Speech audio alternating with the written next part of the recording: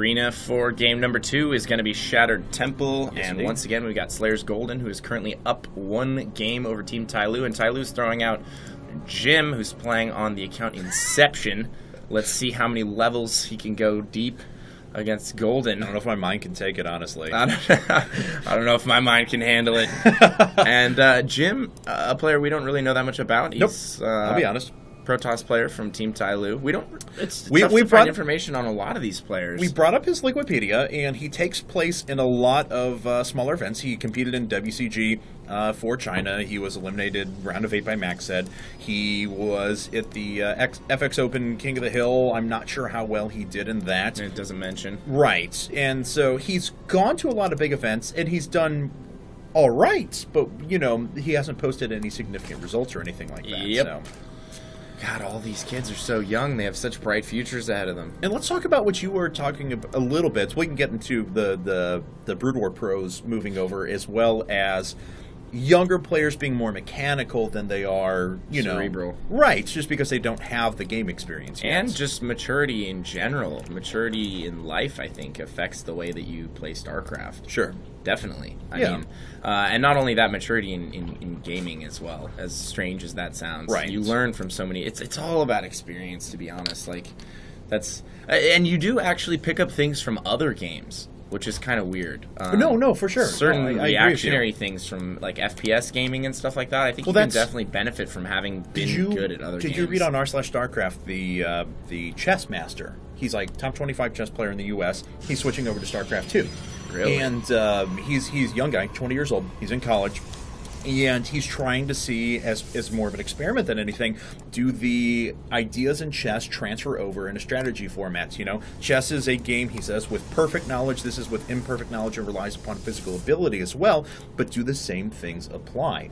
And I think that feeds into what you're talking about. If we find out that he has a lot of great success, then you can make the argument definitively that strategy games, regardless of not regardless, but within a degree, regardless of what game it is, will still give you the experience needed to grow that maturity level. Yeah, absolutely. I think that's actually a really cool experiment on his part. And Yeah. it's a big leap of faith. I wish him the best of luck. Yeah, absolutely. StarCraft is definitely my favorite strategy game. And So certainly a more advanced form of chess. yes, Here we have Golden scouting around with his first pack of lings, just looking for pylons, hidden probes, anything like that. And we do actually have a hidden probe over at his natural that might actually get sniffed out here.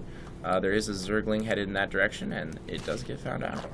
Yeah, but it's going to be able to get a nice second scout here. It gets perfect timing on the hatchery, so hopefully he recognizes what sort of build's coming at him. Now, he will see some speedlings here in just a bit. Watch out with that Zealot, relying on some ridiculous control right there. Actually, only playing at about 50 APM. His opponent was, Golden was playing at about 300 there to get all his actions done. But, Well, at this point in the game, I don't think either player needs more than 40 or 50. no, not at all. Probe, get home! And it does. Now there's a sentry out, too, so that ramp's going to be more than secure.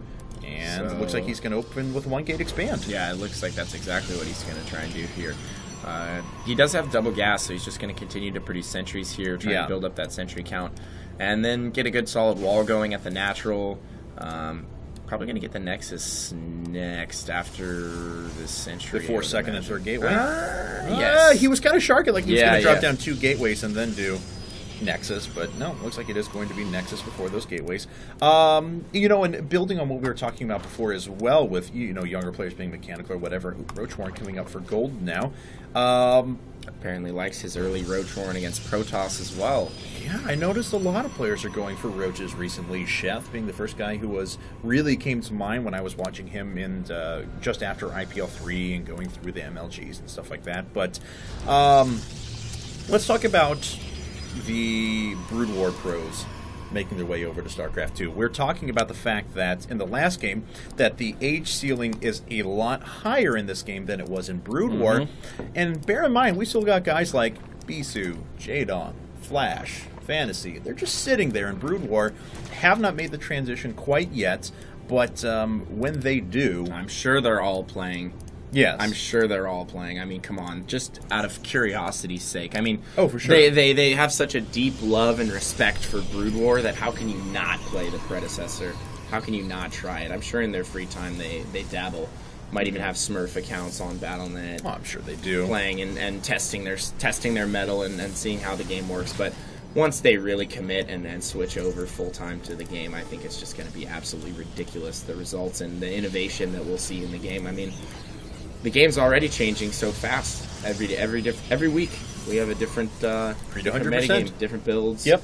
I mean, albeit now it's much more fine-tuning. It's much more measured than anything. Yes, yeah, much more fine-tuning. We're not going radical like Stargate prevails this week and then all of a sudden it becomes DTs or something like that, but it is, it's more like still changing. 1 gate FE against Zerg into Stargate, or 1 gate FE against Zerg into double Stargate. Or into 5 gate. 7 gate, 5 exactly. gate. I mean, there's like a lot of little variations on builds that we see now. And we've been seeing a lot of Protoss players favor really heavy gateway builds against Zerg lately. A lot of 7-gate all-in type stuff with 1/1 upgrades. But thus far, I really like the way Jim is playing this. He's just playing nice and steady, slow, and I feel like a lot of Protoss players really, they don't win too much with the 7-gate all-in. Right. And I've always liked 6-gate robo off of 2 base. Now this is doing something like 3-gate into expand into 6-gate robo is an older strategy, but operating off of 1-gate expand into a quick upgrade and then move into that robo phase seems to work really well because you can have a very dynamic, measured army that you can actually easily transition back and forth between techs. So, well, it's all about having power in the late game. As you make an earlier transition to Colossus and you get those earlier upgrades, your Protoss army is just, ooh. I love this. I love players that have been doing this. They've been just dropping down the macro hatch outside of the gold so that they can start mining from the gold before the rocks go down, and then they finish it off with another hatchery right down there. Interesting. Yeah, it's so good. I saw Rhett doing this on TyLoo.Jim Ultra quite a bit. So. Ooh, and he's transitioning into the double Stargate after Robo and after Forge and +1. Okay, well this is a little bit new. I've not seen this one before. I mean, this is actually really weird. Maybe it's a reaction to what he saw with the hallucinated Phoenix that he was scouting with. The hallucinated Phoenix picked up on all those roaches. Did he get a read on Spire, though? It does not look like he did quite yet. Well, that's actually a good thing for him that he's going Spire. No, I agree, because you can just go double Chrono Boosted Phoenixes or something like that and really easily move back into Colossus Void Ray if he decides. I casted a game recently where that was not the case. Last night between who was it? Grubby and Stefano. Mass Muta versus Mass Phoenix. Yeah. Stefano actually out-microed him. Wow. With the mutas. Super impressive considering Grubby's Warcraft 3 background we were talking about before, and the fact that the Phoenixes are faster. So they do bunch up though. So if you get that one key hit from a volley of mutas, it takes out a single Phoenix almost every time if your muta pack's large enough. Everywhere. They do not get a read on double Stargate though. They actually made their way down and didn't see double Stargate, and that's all Phoenixes right now. Now this is just some straight up metagame here from Jim. Yes. I actually really like it. He is going to be able to deny this third though, because he did work down those rocks earlier. We didn't actually see that, but I've poked down there once, but yeah, they were both working on him from different sides. Oh. And he's showing Immortal, too, so this is just Phoenix Immortal. Preemptive force shields there. I don't really feel like those were necessary at all. Nah, neither do I. He needs to clear out this third area, though. He's being very, very careful. Jim is taking his sweet time here, trying to get the third up and running.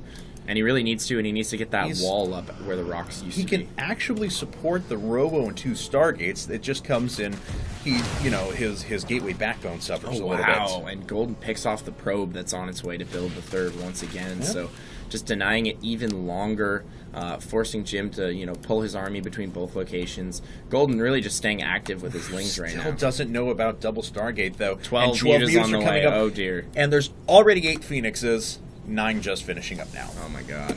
Wow. And wow, actually we have Twilight Council as well. So this is actually a tiny, tiny amount of gateways on the field. So this gateway backbone is going to be very, very small, but Jim is going to have an extremely large, cost-effective army if he's able to go without any sort of pressure applied to him for a while. It's actually going to play out perfectly for him. I agree. In the event that everything goes well, if he micros properly. He has the potential to just straight up kill all these mutas, and here they come into the main. The Phoenix is making their way up to greet those, and they're going to be able to chase down these mutas. He has to split his mutas into 2 groups. He pulls off actually following one of the groups. All those mutas will go down, as will that Overseer. Good God. That's a huge... immediately 5 Corruptors are put up. That is a huge resource loss, though. How many just went down? 8, 9 mutas? You're talking about 1,800 resources for no gain. The one thing that I don't like about what's going on with Jim's build is that he chose not to wall off the bottom right position. And I think that could... Well, actually, he does have kind of a pseudo-wall going here. It's more just playing a little bit of SimCity so that the photon cannons are more effective, so... But yeah, no. Usually you just see the wall right there. And yeah, I actually really like that. Yeah. Although... more tech. Robo Bay coming up now. You know, one thing that's actually really cool about the way that Jim is setting up his wall right now is that it's actually more effective against Mutalisks than... that's actually very true. Walling off on the left side, because your cannons are more centralized near the Nexus, so you can keep the Nexus alive in the event that he's massing mutas. Okay, here comes Golden, sharking around outside of the front of Jim's base, but, you know, with the Blink Stalkers here, you know, just shooting down a couple of Corruptors, gives his Phoenixes complete air control. This is not a terrible position for Jim, but I'm really curious how this plays out. These are very unique unit compositions just because of what Jim showed. Excuse me. Oh, you are more than fine, sir. Here we go. He's going to move out. He's got these 4 Immortals. It looks like he wants to hit a timing here. He certainly wants to start working down these creep tumors now. Does Golden want to have anything to do with this just yet? I don't know. All right, it looks like Golden wants something to do with that. He does get us around with the Roaches at the back. So the Zealots didn't do too much initially, but these Phoenixes are holding their own against the Mutalisks. They may all go down. Doing a great job cleaning them up. Yes, but it looks like there's just going to be Stalkers left over, and those Corruptors don't count for much anymore. So Jim does manage to deflect that first attack. Still down in supply overall. Has a lot of tech invested in. Unfortunately, wasn't macroing while he was going through that fight. So he'll need to replenish his army here in a bit, which, because of the initial lack of gateways, which is now actually at 8, so I take that back a little bit, is going to be difficult. A couple of force fields going down here for Jim, but look at how quickly Golden was able to remax with a gigantic army. So much damage has been done to Jim, and without that gateway backbone, yeah, I know he's at 8 gates now, but he really just got there. Yep. He's going to start replenishing with Stalkers here, and it looks like he's transitioning into a primarily all Blink Stalker composition here, so I think Golden's in a prime position to deal with this with just Roach Ling, and he's making the transition to the Greater Spire, which is going to be very helpful against this as well later on. Yeah. Now, Jim has going for him that he can move into Void Rays if he wants to allocate the money, but he's kind of gas-starved at the moment, and once again, this Gateway army of all Blink Stalkers is getting pushed back. And he's fleeing all the way back here, it looks like, to his natural. So much money saving up at the moment, though. Yeah, there we go. Just started spending a lot of that. Does he have charge? He does not. Interesting. Charge plus some upgrades would actually be very, very nice for him at the moment. Some Void Rays would be pretty nice, too. Agreed, 100%. But we do have some additional mutas coming out here. I like how the mutas and the Corruptors really mix into the army quite well. Yeah. Let's see here. It looks like he's going to try and take his gold. I think there's a read on that. Yes, from the Zergling sees that those rocks are down. But Golden's really only been on 4 bases this entire time, so he's going to have to start looking to take other bases here in just a second, especially if he wants the gas to be able to support those Broodlords coming up here in a bit. Indeed. Needs to look to take that 5th and 6th, and I think he can right now. I mean, I he's agree. Certainly got the income, and he's got the map control in order to do so. Well, that's exactly what I was about to say, because if Jim tries to establish his presence on the map, he loses his gold, and he still can't threaten a 5th right now. He has to play defensively until he gets a sizable enough army to deal with just this incredible swarm of units out for Golden. Yeah, Golden continues to... he's not afraid to engage, and I love how he comes from multiple angles every time he engages. We saw that in Game 1, and we're seeing it again here in Game 2. He really sets up these beautiful flanks and just comes from all sides, which negates certain aspects of Protoss and Terran. Their strengths, force fields, and siege tank lines. All Broodlords are done now, though. Yeah, they certainly are, and that's quite a few. Yep. 9 Broodlords. Yes. On the way right now. Oh, and there's not much these Blink Stalkers can do about it because he doesn't have a way to whittle down this huge Roach Ling unit because there's only one Colossus out there. Looks like he is backing Golden up just a little bit. There's the Blink Stalkers moving forward, but now the Zerglings are committing fully. Oh my goodness, and it looks like Jim is taking some heavy losses here. I don't think he's going to be able to recover from this. He did keep the Colossus alive, but one Colossus with a poor rally runs right into everything, does get taken out. Yeah. And if he loses this other Colossus, he is just going to be completely done. There's nothing he can really do. Queen's coming off the line to start transfusing these Broodlords. Love it. And there we go. Heavy transfuses going off. GG called, and Jim leaves the game.